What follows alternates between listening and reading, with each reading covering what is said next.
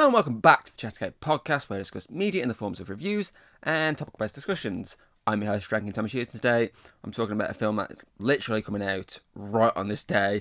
It's very rare I've actually got a review out for the exact same day the film is having its wide release, because I got lucky enough to go to one of the many preview screenings that my cinema has been doing for this movie.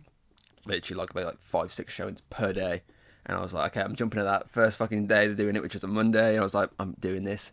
And that is the live-action adaptation of How to Train Your Dragon, which, of course, was released in 2025 and served as, the live-action adaptation of the animated movie of the same name, which came out in 2010, so 15 years ago.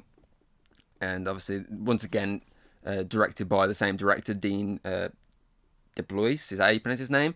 Obviously, he once again steps in as the director and writer on this movie, which is always a good sign, because if someone obviously who had massive involvement in the original is having involvement in the new one, you're gonna go, okay, they're gonna be able to, if there's like artistic changes, at least it's coming from the person who helmed the original, so at least you can go, okay, those changes are there, but they're not really affecting the movie. And I find a lot of the changes this does, which isn't many, I will say, this is pretty much enough like a shot-for-shot remake. There's only a few little tweaks here and there, a couple of scenes. There's like one specific scene, obviously, I know that's missing. But other than that, most of it is pretty much there. But because this movie does clock in at almost half hour longer than the OG one, because the original one, according to the internet here, clocks in at about 1 hour 38, whereas the new one clocks in about 2 hours and 5 minutes. So they've got a lot more here than the original, which, you kind of want. You kind of don't want just like a exact copy, but it's exact enough. But obviously they add a few little bits of scenes here and there to make it at least different enough, but not to the point of it kind of ruins the original. So I find that it's very, what's the word I'm after here? It's very, I fucking forgot the word here. What have I forgot the word? Respectful, that's the word I'm after. It's very respectful to the actual original, which a lot of live-action remakes are to an extent, but not fully. Obviously, they make enough changes that you look at and go, why did you make that change? That change didn't need to be made. But then again, you can argue sometimes when it's just a shot-for-shot, and it's not really changed much, you can argue sometimes, like, what's the point in this movie? And don't get me wrong, I feel like this has got that element to it, but at the same time it doesn't, because it's generally such a beautiful looking movie, from its digital effects to its sets to its costumes for the characters and its actors and actresses playing these characters. Bring them to life perfectly, with their, obviously, the new twists to them. Like, for example, let's go through this a second, because I can't remember his name. Snotlout, obviously his character this time, they actually introduce a dad figure, which the original never had in it. So that's obviously a new change to that, which is pretty cool. Obviously, the two twins, they're made a bit older. Of course, in the film, they actually explain why they're a bit older, compared to, obviously, how they normally are. And I'm looking at the other cast, but everyone else pretty much just plays near enough the exact same character as the animated one. I mean, Gerard Butler literally is just stoic again, which I feel like anyone else, I mean, if you got to play the right actor, you might be able to bring him to life again, but I feel like them going the route of just go and get Gerard Butler again, kind of the same way Lion King got James Earl Jones to come back as Mufasa. It is the same situation with this, where Gerard Butler does a really good stoic, and it makes sense that they go, okay, you know what, out of all the characters, he's the one that makes sense to bring back to live action, because obviously the kids, they can't, because obviously the cast older, whereas obviously they're meant to be playing a younger cast. Some of the adults maybe, but it makes sense obviously changing them, so it's not just a carbon copy, because the only real carbon copy would be Gerard Butler's character, because he's just playing the same character again, which is fine, because Gerard Butler does a really good job in this movie. I mean, the cast in general do a really good job. I mean, Mason Thames, who was in the Black Phone movie with Ethan Hawke, which I absolutely fucking love, did a really good take on Hiccup, which obviously the bar was set high already from the original, but he comes in and gives you his take on Hiccup, and he pretty much gets the job done properly, gets it done right.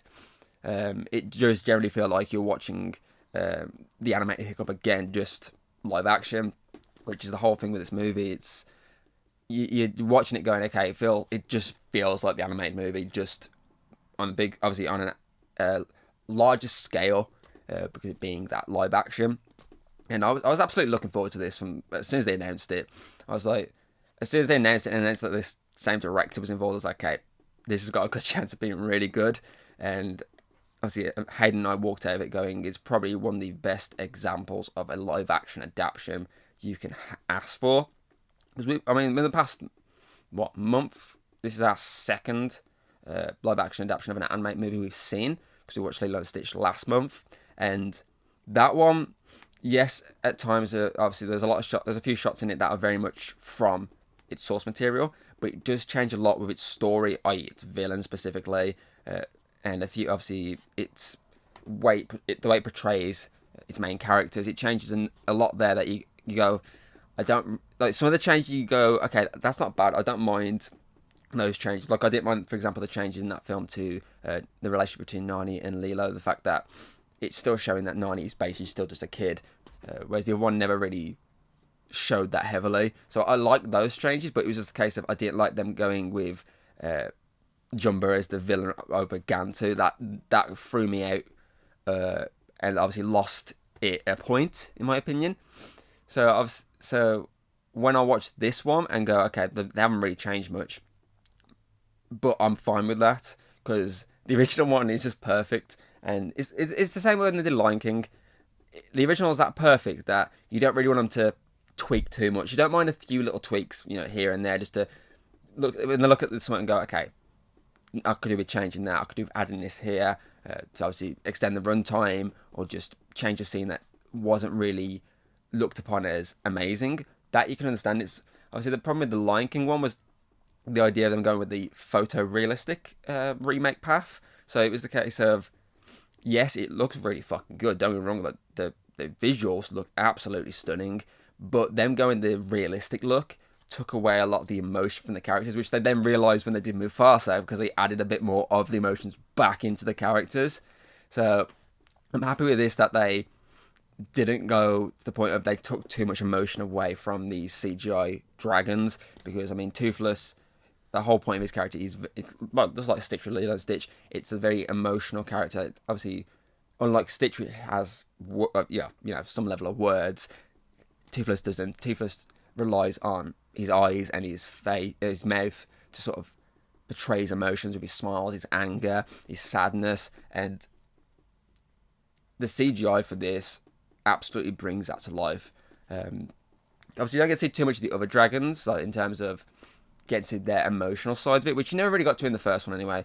Most of the time, it was obviously it was the later ones where they started to do a bit more with the other dragons. The first one's more the case of they're there for the training sequences and just the attack moments, plus the final, the ending.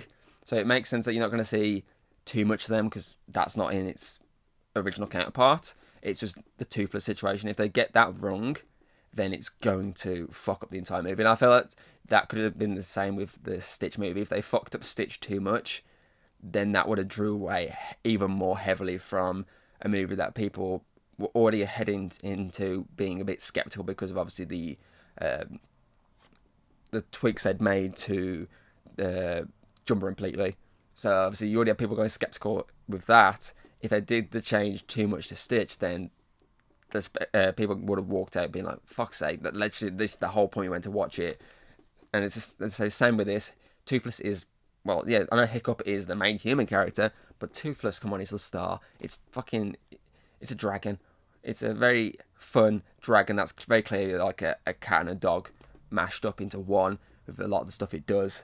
So if you get that wrong, you're in for a bad time with fans, and I feel like they captured him perfectly in this. And as I say, I could not wait for the second one, which I think they already set the release date for like 2027. Okay, according to IMDb, it's 2027. So in 2 years' time, we're getting the second one, which I'm guessing they're just going to adapt the second movie, which again I'm fine with, because I absolutely love the original trilogy. everyone is just perfect. Obviously, the original is always going to be the best. I mean, the second one is very close, though, because the villains of the second one, the humanoid villains, are absolutely outstanding.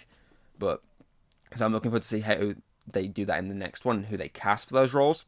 I did say it'd be cool if they went for the same. David Gerard Butler were casting the same voice actor, because Jimmo Hunsu, I think his name is, obviously the guy who's in Guardians of the Galaxy, Blood Diamond, Quiet Place. Obviously, he was the villain in the second one, and it'd be pretty cool if they cast him again, because obviously that scream he does is really good, and it's gonna be hard to get someone to capture that exact same scream. So it'd be cool if they got him back, but it's just a case of a waiting game there and see who they bring in for those roles. So we'll just have to wait and see. But as I say, everything about this movie is absolutely perfect. I think the visual, not just the visuals really, because I said the visuals are really good, because there's some really beautiful shots that are helped by these really good digital effects. But I really do like the production design, like the costumes and that. They really captured the Vikings. They really captured the animated show's look with the designs of characters and the scenery and sets around them. They're just outstanding. I mean, Nick Frost does a really good job portraying Gobber. Like Gobber's funny in the original and its follow-ups, and Nick Frost again brings that funniness to life, which is expected, as Nick fucking Frost is going to bring the comedy to this character. But he does also bring a lot of emotion with a couple of sequences, which the original Gobber did as well. So for him to be able to capture all those elements of that character is perfect. And I say the same goes for everyone. They capture everything that was in the original anime character. They capture that perfectly and add their own flair to it, which again is absolutely perfect. Sure, I think what else I really want to say about this.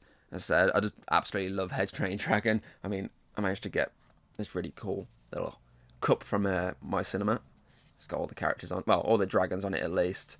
And of course, it's got a little top of Stormfly, I believe that dragon's name is, or Stormfly. It's been a long time since I watched the original counterpart, because I don't really reference that name in this one. So I'm pretty certain I don't remember referencing the other dragons' names in the OG. I'm pretty certain it was the follow-ups with their name. They were like, oh, this is that dragon's name. Well, that the dragon's name that they give, not the species name, at least. So my cinema, they had 4 toppers. Obviously, they had that one. They had 2 different versions of Toothless, and they had the little fat dragon with the big wings, the little wings. Sorry, not big wings. The one who's like, it looks like he's really struggling to fly, which very clearly kind of reminds me of like a pug type dog. Obviously, you're just looking at it and going, you should not exist in terms of living. You clearly are struggling to live, but at the same time, it's like very much like a bulldozer.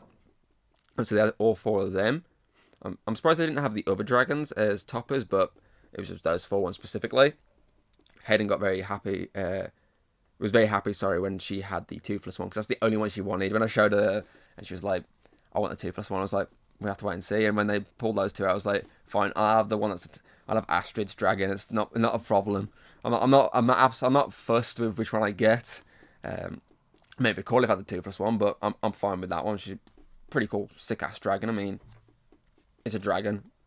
Nothing more needs to be said there for me. It's a fucking dragon. I absolutely love them. So if I didn't get Toothless, then fine by me. I'll get this fucking big ass motherfucking dragon. But yeah, I mean, we both had the exact same feelings when we walked out. This is like an absolute perfect remake. Live action adaptation of the animated source. And we both agreed that it's probably the best example of one out there, because I say all the other ones, yeah, obviously you got ones that absolutely suck, you got ones that are very mid-card, and you got ones that are very close to perfection, but there's always like 1 or 2 things in them that you look at and go, that, kind of draws it down a little bit. As I say, with the Lion King, it was the fact that the animals lacked the emotion of the original counterpart. Plus, I know Hayden specifically hates the Be Prepared sequence, because the fact that it's not as over the top as the OG. I don't hate it, I don't like it. It's one of those ones where, I can see the pros and cons to it. And then obviously, I say more recently, Lilo and Stitch, mainly just the tweaks I did to the villain. That's the main drawback, really. Everything else about it is pretty decent. It's a pretty decent take on its source material. One that, as I say, it has a lot of elements from its original counterpart, but does tweak a fair bit here and there. And I don't mind adaptations when they do that, because it's one of those things where sometimes you don't want to see a shot-for-shot remake if a movie is practically perfect. You do want to see tweaks here and there, but it has to be tweaks that are fine, that are worthwhile, that aren't causing the movie an issue. And obviously Lilo and Stitch's tweaks, most were fine. I was fine with the fact that Jumper and Pleatley could change themselves to look humanoid. I understood that the idea is more than likely budgetary reasons, because they wanted to make Stitch absolutely perfect, so all the budget needed to be on that. So the Jumper and Pleatley being more humanoid most of the time made more sense than just being aliens in costumes. That I was fine with. Yes, it kind of took away the comedy element in terms of them just clearly not looking humanoid, but getting away by pretending to be humans. Like, yes, takes that element away, but it kind of added some more elements to it by being, well, from space. They surely would have some technology to basically blend in, and that's what it kind of added. It kind of added that coolness to it. And still, there's still some funny moments with Pleatley dressing up in costumes as the humanoid version, because the costumes just look stupid as fuck, and he's like, why the fuck that's not blending in at all. Like, that was fine. It's just obviously the case of its villain tweak kind of let it down. But with this one, like, there's not really much I can think about that they could have tweaked from the original, because I say the original one is pretty much perfect, and there's not really much that I could have said that could have tweaked. I mean, the one scene I could say without spoiling too much, because I haven't really spoiled anything for this one. I mean, I spoiled Lilo and Stitch, but that's fine. This is not a Lilo and Stitch talk. There is a tweak where in the original animated, if you've seen it, if not, spoiler alert for that one at least. Obviously, the scene when they are on Toothless, and Toothless kind of gets drawn into the crowd of other dragons, and he takes them to the nest of the dragons, and you get to meet the big fucking dragon for the first time, the Alpha, and you get to see obviously all the other dragons, and the reason why they're collecting all this food is because they're feeding this motherfucker, and you're looking at it like, okay, that's a cool sequence, and then it's topped off by the fact that the other dragons kind of are alert then to the fact that Toothless has got humans on his back, and then there's a whole chase sequence of obviously Toothless having to escape. This one, I can spoil it a little bit there. That scene's not in it. Like, this overall scene's in it, but the chase sequence is taken out of it. When I was talking to Hayden about it, I was kind of like, maybe it's just the case of they would have needed a lot more, obviously a bit more budget for that really fast-paced chase sequence, whereas the way they did it is it would have required less budget. So I'm looking at it like, okay, maybe that's budgetary reasons why that was taken out. But other than that, I mean, it's got the flight sequence, it's got the opening sequence, it's got the final battle, it's got the training montage, it's got obviously all the different dragons which were in the original one, and they all look spitting images of their counterparts. So I'm looking at it going, I can't really see where tweaks are necessary, like heavy tweaks at least. I mean, as I said, there's some minor tweaks here and there, but they're respectful enough that they don't hinder the project, which, as I say, is one of those things where if they're doing tweaks, you want it to be respectful and you don't want it to ruin your overall experience. And the little tweaks this does, I don't think that it does. I know it introduced the idea of obviously the tribe you're following of Vikings. There are other Vikings from across the world, a part of them, because they've all come to this village trying to basically stop this dragon threat. And that was something that was never in the original, but again, it's not something that hinders this movie, because it's the idea of, okay, so that explains why there's obviously all these different types of Vikings here.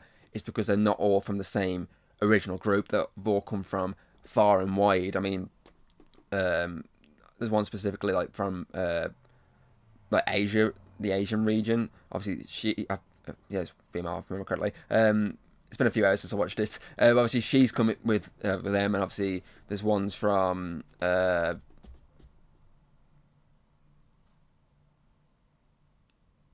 just other places. I can't think of like specific locations without just being without just assuming that's where they're from. But I know obviously the one specifically is from like, the obviously Asia, because they kind of reference the fact that she's from like obviously that part of the globe. So seeing obviously that little tweak, it's fine. It's not hurting the movie. It's not ruining the original. And so the same with obviously the fact that the idea that obviously Snot Loud's dad, that didn't hurt the original. It added more to this one actually, because it kind of showed why he was kind of showing off a lot of times, because he's trying to show off to his dad. I mean, Hayden and I kind of said he kind of reminded us of Flash Thompson from the Tom Holland Spider-Man movies, in terms of his family kind of don't like him, but he's always trying to show off to them. So it kind of gave us both that vibe, and it's obviously adds some very humorous moments of him trying to show off to his dad, and his dad's just like, don't talk to me in public. Like, it's just that level of like, okay, it's kind of funny. So the tweaks they do make, obviously in terms of adding stuff and just changing a few things, are fine. There's nothing that hurts the original counterpart. Yes, watching both, you go, okay, I'll probably go and watch the original more than this one. That's fine. The original one is shorter, so it's going to be you're going to get through it a lot quicker.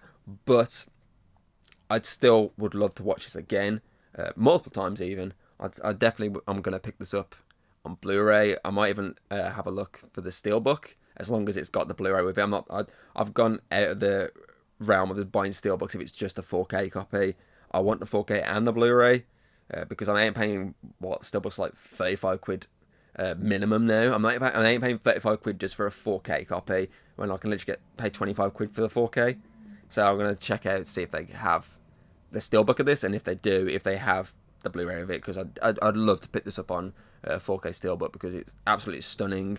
I mean, the music is so beautiful, which again, the theme song's there from the original, but they've definitely added some new music to this, and it's absolutely breathtaking to listen to. It's so good.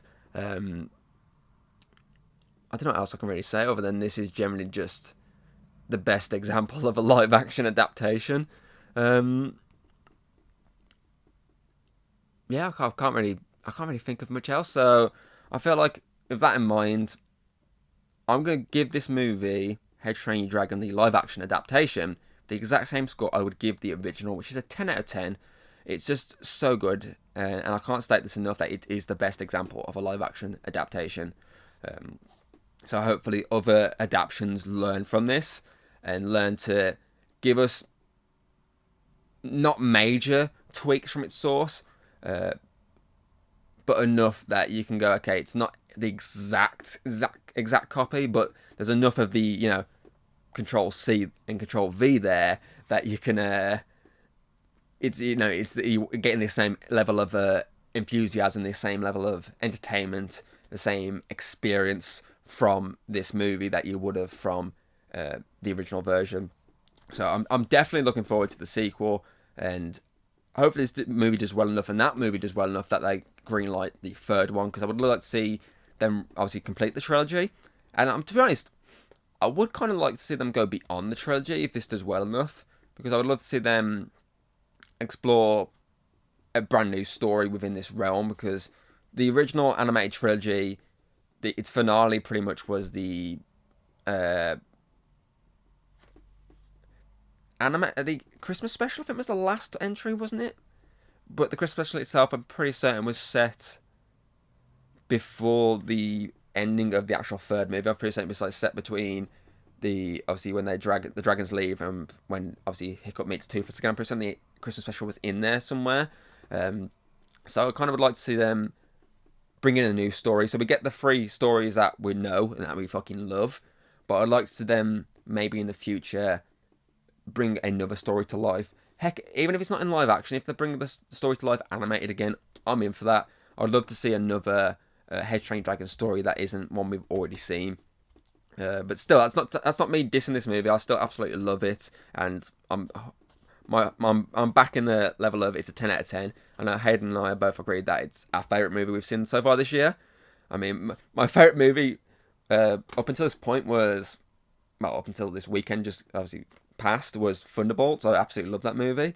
The new Predator animated movie came out, fucking went above that, and then How to Train Your Dragons come out and just gone, yeah, bye. It definitely reminds me of, I think it was 2022, when the Black Phone and obviously Predator the irony, because it's the same actor in this as it is in The Black Phone. They came out around obviously I watched them around the same time, because I'm pretty sure Black Phone was on digital at that point. So I remember watching it at the same time I watched Prey, and I went from, I think Black Phone I was like, oh, it's my number one movie, and then like 2 days later I was like, oh no, Prey's my number one movie. It's kind of the exact same vibe with this, but the opposite way around, where obviously it's Hedge Train Dragon that's toppled Predator rather than Predator toppling that one. But still, I mean, I watched 3 movies this past weekend. Well, 4 technically if you count the Predator movie, because I literally watched Glenn the Cornfield, the Predator movie, Killer of Killers, the John Wick Ballerina spin-off, and then this. Out of all 4, this is easily my favourite of the 4 I watched, and I'm happy I went to watch it in cinema, and I'm so happy I got to see the early preview of it, because if not, I would have been waiting until Friday, obviously the day this is going out, this episode, so I wouldn't actually been able to get this review out on it. I would have had to just try and, to be honest, I'd either would have skipped this week, or I would have just tried to find something random to talk about, but I just literally thought this morning, I was like, I'm not going to get time to do a review, and I was like, because obviously the timing of the movie, and I was thinking, wait, I could always talk about this movie as soon as I get back. I'll just borrow Hayden's computer for a good half hour, whatever I need for. I'm definitely going to be half hour with this before she goes to bed, and then I can literally just bash out a review on this. So I was like, it was fresh enough in my mind that I could talk about it, and it was the case of, hopefully it's good, because if it's good enough, the enthusiasm will just drive me to complete this review. If it's bad, then I mean, I could probably argue that the enthusiasm's still there just to go, man, this movie sucks compared to its counterpart, obviously original counterpart, but as I'm happy enough to say, it's not, and it's pretty even. Obviously, yes, I'd rather watch the animated one, but this is still a perfect companion piece for that original. So, yeah, obviously, if you've seen Hedge Train Dragon yet, Hedge Train Dragon space yet, not Hedge Train Dragon yet, that's not a real film. So if you've seen this movie yet, put your thoughts in the comments below. Did you like it? Didn't you like it? Obviously, do you prefer the animated or the live action one? And what if they do make tweaks to this follow-up, what would you like to see them tweak? Or more specifically then, what would you like to see them keep? Because there's a lot in that second movie that is really good. So what from that would you like to see them bring to life in the live action format? I'm hoping that it's the same director, the second one. I'm going to double check that actually. Yeah, according to this, is the exact same director at the moment, so that should be good. So yeah, obviously you can check out the podcast on Spotify, Apple Podcast, Audible, etc., etc. You can also check it out on YouTube, where you'll obviously see all my other content. And say I might look into now reviewing the trilogy at least, because I might do I don't think I've done the Christmas special yet on the channel, so I might do the Christmas special obviously in December, so I might cover that as an episode. So possibly in a build-up I could always do the trilogy, but I'll look at doing them at some point. So I made a list a while ago of possible podcast ideas, because I was just like, okay, I need to jot stuff down of what I could do. So I can find my list on here. Yeah, podcast ideas. And literally, the first 3 movies on this list that I added were the 3 live action animated Hedge Train Dragon movies. I mean, the Stitch franchise entirely, the animated Stitch franchise, is also on here, pretty much near the top. I mean, the first 8 on this ideas for future episodes are just animated movies. One of them I've already covered the sequel, so it's the case of just going back and doing the first one. But yeah, literally the first 3 are at the start of this list. So I'm just like, okay, I need to look at now doing them at some point.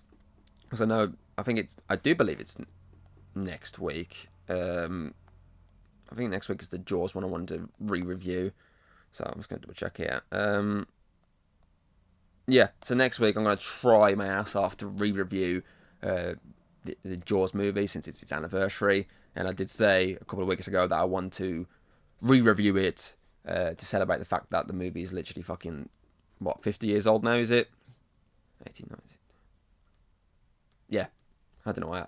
I just wanted to double check that before I just confirmed anything. Yeah, I just wanted I want to re-review it to celebrate its 50th anniversary, because the movie deserves a re-review.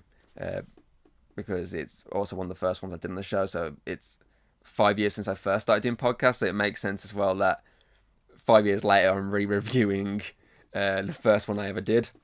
So yeah, other than that, I can't really think of anything else. So yeah, I hope you've enjoyed this episode, and I'll see you next time. Goodbye. If you like what you've seen, don't be afraid to throw us a little like and subscribe. That's always very appreciated over here. And, well, I'll see you on the next video.